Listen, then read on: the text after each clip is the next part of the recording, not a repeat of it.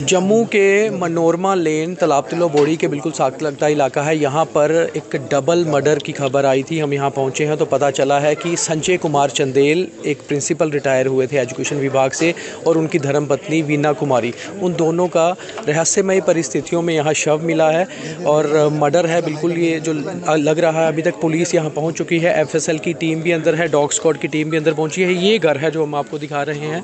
और संजय कुमार चंदेल जो हैं वो प्रिंसिपल रिटायर हुए थे पिछले साल अक्टूबर में ही। 61 वर्ष उनकी आयु थी और उनकी जो धर्म पत्नी हैं उनकी आयु जो है वो बताई जा रही है कि करीबन उनकी आयु 60 वर्ष है। ये जो तस्वीर है ये है संजय कुमार चंदेल। ये हम आपको बता दें, ये संजय कुमार चंदेल की तस्वीर हमारे पास है। ये रिसेंट उनकी फ़ोटो है, कुछ देर पहले की ली हुई फ़ोटो।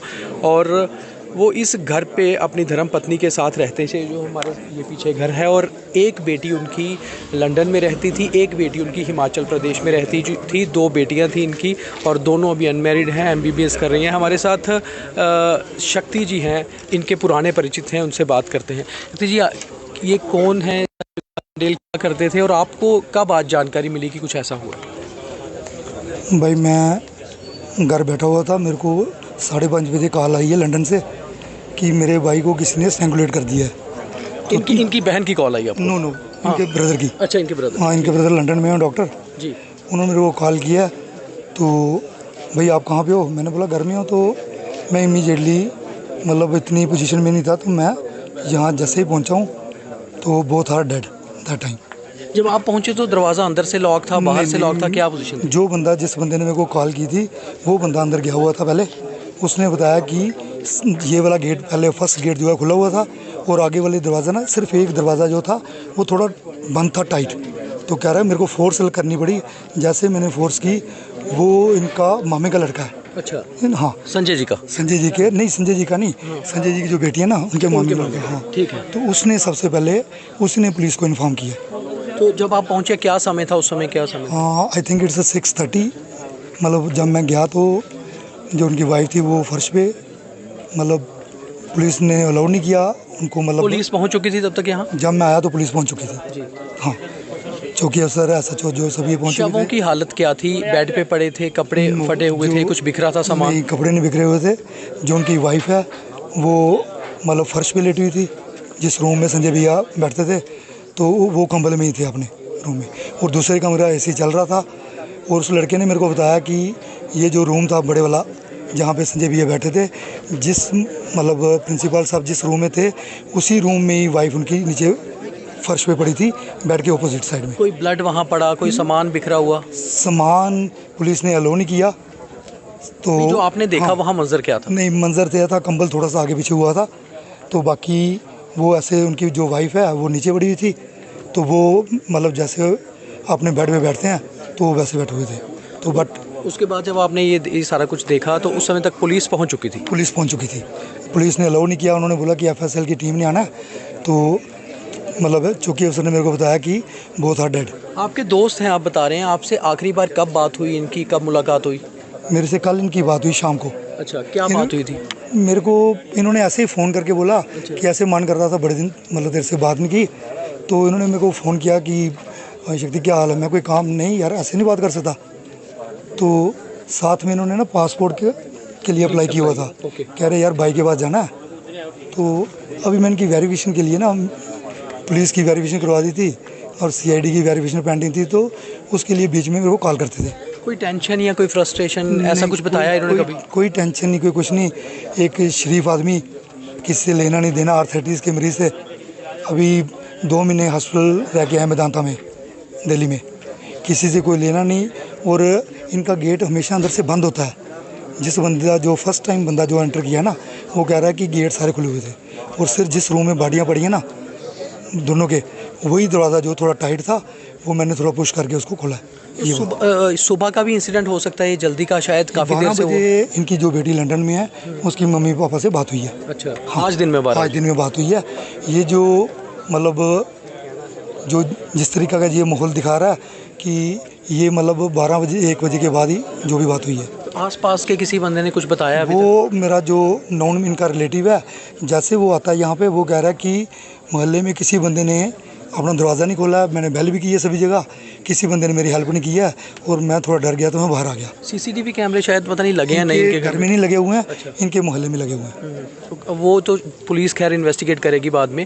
आपने इनकी बेटियों को इन्फॉर्म कर दिया है? कहाँ कहाँ हैं इनकी बेटियाँ, क्या कर रही हैं वो? हाँ, बेटी दोनों डॉक्टर हैं, एक MDS कर रही है शिमला में और दूसरी लंदन में है। तो ये जो शिमला वाली है उसको इन्फॉर्म कर दिया? उसको दोनों उसी ने मेरे को बताया। अच्छा। हाँ, मेरे को लंदन से फ़ोन आया था, फिर उसने मेरे को कोई नंबर देना था, वो दे नहीं पाई, उसकी कंडीशन ठीक नहीं थी। वो बार बार यही पूछ रही थी कि मम्मी पापा लाइव हैं या नहीं, दोनों में से कोई है। तो फिर मैंने लास्ट में उनको बता दिया, जब उसके अंकल ने बताया कि आप बोल दो, तभी फिर मैंने उसको। धन्यवाद सर। तो इंक्वेस्ट प्रोसीडिंग में पुलिस ने मामला दर्ज किया है। ये शक्ति दत्ता थे, रिहाड़ी के रहने वाले हैं, इनके दोस्त हैं संजय कुमार चंदेल जी के, और इनका कहना था कि कल शाम को आखिरी बार इनसे इनकी बात हुई है। बिल्कुल नॉर्मल थे, बातचीत में बिल्कुल सही बता रहे थे। और इनकी 2 बेटियां हैं, एक शिमला में MBBS कर रही हैं, एक लंदन में रहती हैं, और दोनों को इन्फॉर्म कर दिया गया है। रिलेटिव्स भी यहाँ पहुँच चुके हैं। एक और हमारे दोस्त हैं, ये भी साथ में हैं, इनके भी बहुत मित्र थे वो। आपका क्या नाम है भाई साहब? मेरा नाम संग्राम सिंह है। संग्राम जी, आपके भी दोस्त थे संजय कुमार जी? मेरे बहुत ज़्यादा क्लोज दोस्त हैं। दुखद तो है ही है जो अचानक हुआ है। क्या लगता क्या आपको कैसे पता चला, और आप जब यहाँ पहुँचे तो क्या हालत थी? मैं अपने स्टोर में था तो मुझे फ़ोन आया मेरे फ्रेंड्स का, वो भी प्रिंसिपल हैं जी। कहते बॉस का मर्डर हो गया। मैंने कौन सा? कहते अपना बॉस। मैं कौन? अच्छा, इनको बॉस बोलते थे? बॉस बोलते थे। अच्छा। मैं कहता संजय थे। मैं क्या बात करूँ, मेरी कल बात हुई उनसे। तो कहता नहीं, पता कर। मैं गाड़ी निकाली उसी टाइम, मैं इधर आ गया तो पुलिस ने मुझे अंदर जाने नहीं दिया। कितने बजे की बात है? मैं अभी 7:30 की 7 जी। उस टाइम पता चला। मैं आपको किसने उसको मैंने उस पर कहता मुझे बिलावर से फ़ोन आया, फिर मैं समझ गया, फिर मैं उसी टाइम गाड़ी निकाली, मैं जहाँ पहुँच गया, लेकिन अंदर पुलिस ने हमें जाने नहीं दिया। समझ नहीं आया क्या हुआ। आपने अभी उनके शवों को नहीं देखा? नहीं देखा मैंने। आपकी कब बात हुई? कल शाम को? कल दिन को बात हुई मेरी। क्या बात हुई, किस बारे में? मुझे कहने लगे कि आप यार फ़ोन नहीं करते हो, वो नहीं करते हो, आते नहीं हो। मैंने बोला मुझे टाइम नहीं था, मैं आऊँगा आपके पास। मैंने मुबारक दे। कहते क्या करोगे? मैंने बेटे की इंगेजमेंट कर दिया, आपने आना है तो मैं लेने आऊँगा आपको। कहता वेरी गुड, बड़ी मुबारक है। मैं ताई को मुबारक हैं। कहता मैं पहले आपको ही फ़ोन किया मैंने। कहता अच्छा। फिर बड़ी बातें हुई हमारी, वो आपस में कोई बातें होती है। तो कहता ठीक है, मैं आऊँगा तेरे पास। फिर मैंने देसी मुर्गा रखा हुआ है, वहाँ बना के खाएंगे। कहता ठीक है।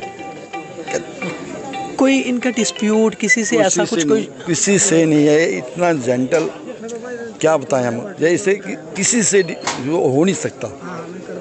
अच्छा, कभी कोई ऐसी कोई इनको थ्रेट, कोई धमकी, कोई किसी चीज़? कभी नहीं, मतलब ही नहीं है ऐसा। जब नौकरी में रहे तब भी कभी किसी से लड़ाई झगड़ा? कभी किसी करते नहीं है, मजाक जरूर करते थे। हंस रहे। मैंने बोला प्रिंसिपल सर आप क्या करते हो यार? हंस।